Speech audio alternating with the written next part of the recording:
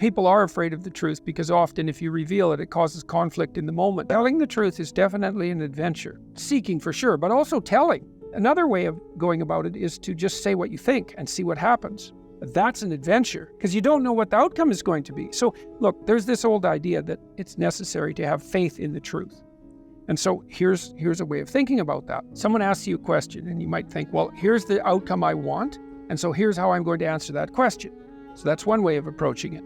But another way of approaching it is, you ask me a question, I'm going to think about the answer, and I'm just going to tell you what I think. And it doesn't matter what the outcome is, because I'm willing to see what the outcome will be, predicated on the idea that there isn't a better outcome than the one that truth produces. Even if it's harsh and terrible in the short term, and sometimes it is, it's like there isn't a better way of doing it. Now, you might say, well, how do you know that? And the answer is, well, I don't know that. That's why it's an article of faith.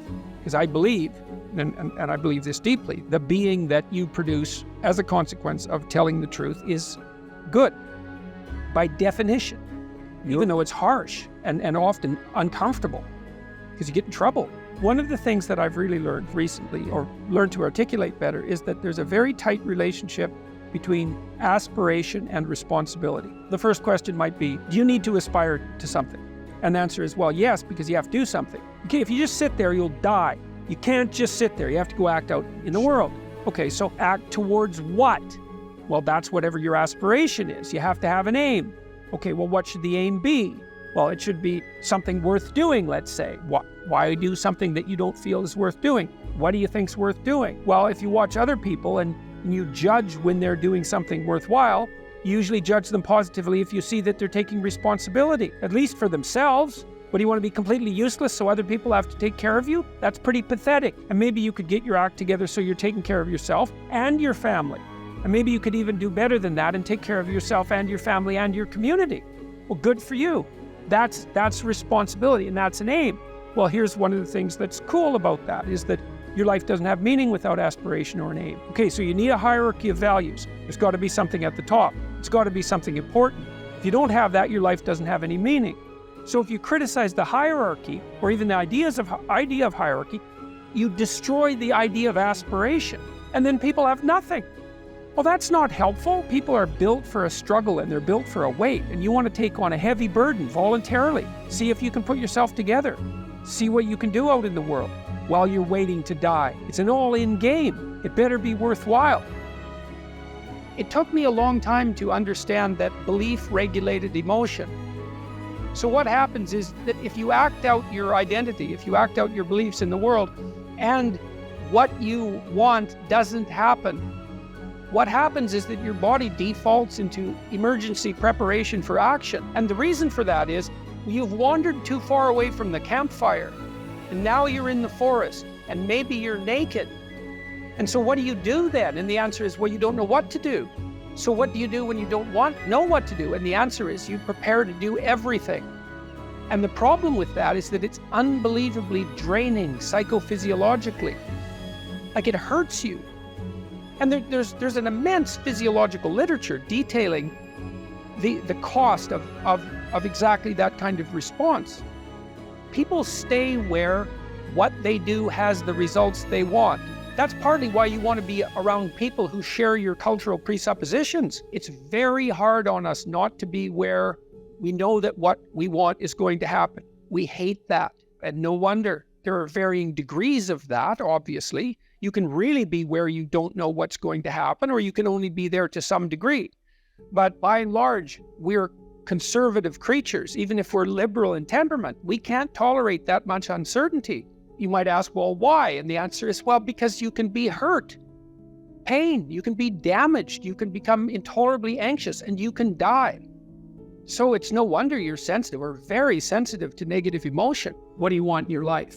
It's a very hard question to answer. You're going to have to put some effort into your life. Set up some aims for yourself, goals that you actually value. You need to be motivated to do that. If you're extroverted, you want friends. If you're agreeable, you want an intimate relationship. If you're disagreeable, you want to win competitions. If you're open, you want to engage in creative activity. If you're high in neuroticism, you want security. So now you've got your thing to aim at. Think, well, I'm motivated because I got my thing to aim at. Yeah. It's like you're not as motivated as you could be because you don't yet have your thing to run away from. Because if you really want to be motivated, you want to be going somewhere and you want to be not going somewhere else. You got to aim at something, otherwise your life is meaningless. Well, what should you aim at? Well, pick something. Aim at it. As you move toward it, you'll get wiser. Then maybe your aim will change. That's okay, but at least it'll change in an informed way. Discipline yourself in one dimension. See what happens. In some sense, life is a game. The analogy is that in life, like in sports, you're setting forth an aim and then arranging your perceptions and your actions in pursuit of that. And then you also generally do it while cooperating and competing with other people. Right. So that's also the game-like element as well.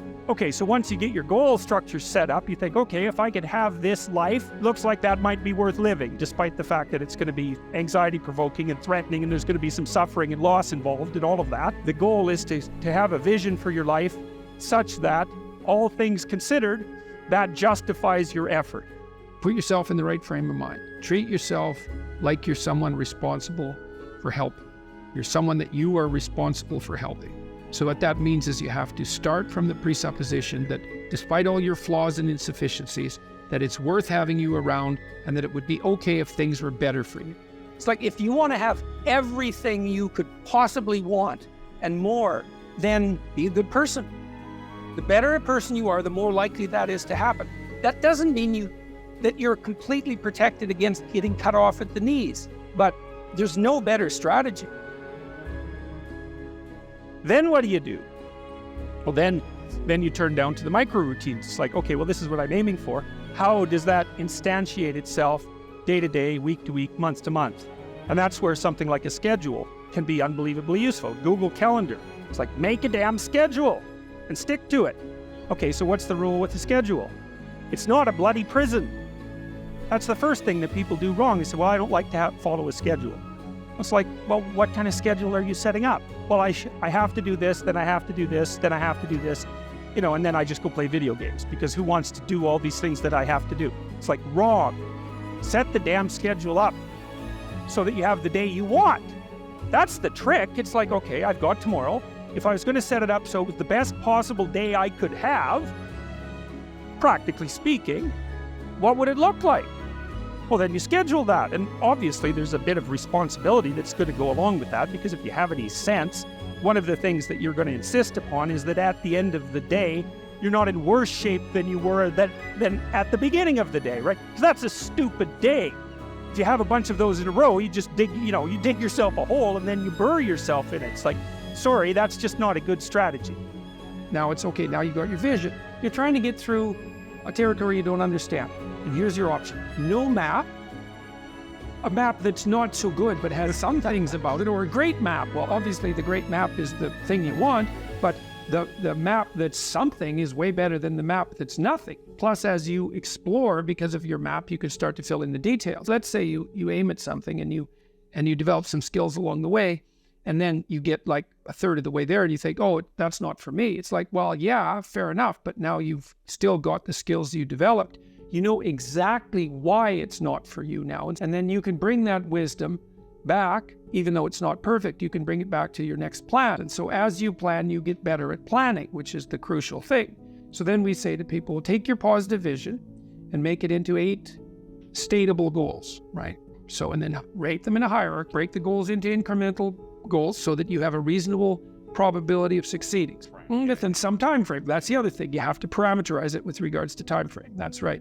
And when you're in the zone, you're expanding your skills in a manner that's intrinsically rewarding because you're succeeding. And so you want to set, if you're good to yourself, you think, okay, I need to set a goal, but I need to set a goal that someone as stupid and useless as me could probably attain if they put some effort into it. And then you've got it perfectly, because it's not so high that it's grandiose or impossible that you fail necessarily and then justify your bitterness. Well, I set a goal and I didn't attain it, so I'm not going to set any more goals. Right. It's like, no, you set a goal that was inappropriate and you're playing a trick on yourself because you wanted to fail so that you could justify not having to try, which isn't helpful. You're still going to be a victim. It's like, there's still a way out of that, man.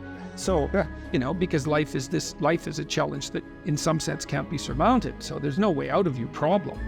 But there are certainly proper ways of dealing with it. And then the next thing is, okay, you need a rationale for them, because you're going to have doubts and people are going to put up obstacles. Why would it be good for you?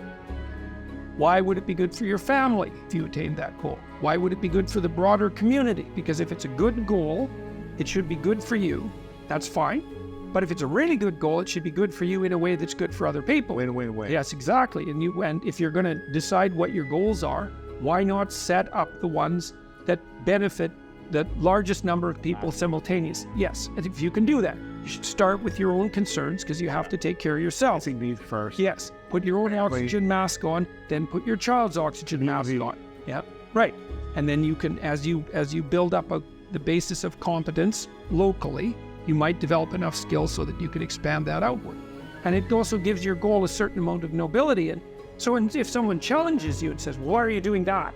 That seems stupid. You could say, I'm doing that because it helps me take care of myself, but it benefits my family, and here's the reasons why, and this is the repercussions out into the broader community.